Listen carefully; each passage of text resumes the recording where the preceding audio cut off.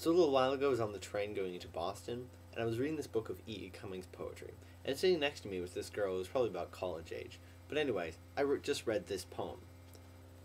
I love you much, most beautiful darling, more than anyone on the earth, and I like you better than everything in the sky. Sunlight and singing welcome your coming. Although winter may be everywhere, with such a silence and such a darkness, no one can quite begin to guess, except my life, the true time of year. And if what calls itself a world should have the luck to hear such singing, or glimpse such sunlight as will leap higher than high, through gayer than gayest someone's heart at your each nearness, everyone certainly would, my most beautiful darling, believe in nothing but love. And I thought this poem was wonderful and awesome, and so I wanted to talk to this girl about this poem because I thought it was so great. But then I'm like, I'm not just going to talk to a random girl sitting next to me. First of all, she's going to think I'm flirting with her, which I'm not, especially with this entirely romantic poem. But I didn't say anything, and she was talking to her friend, and so I kept reading. Then after a minute, she asked me, what are you reading? And so I'm like, oh, yay, I can talk to her about it now. So then I talk to her about it, and then I tell her to read this poem.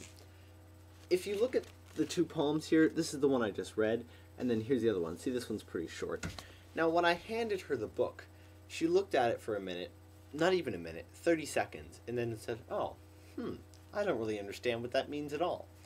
First I was like, wow, she read that fast. Then I thought, oh, she read the wrong poem. I didn't correct her, and I realized it like too late and the conversation had already gone on.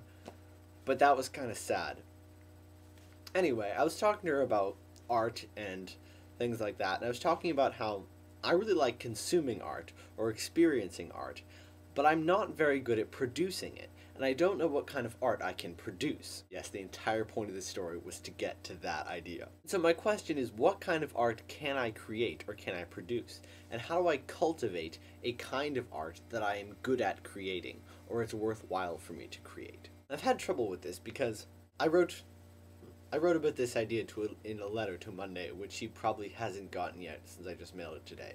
But Monday, I'll be talking about this more to you in a couple of days. But I wonder to myself what I can create.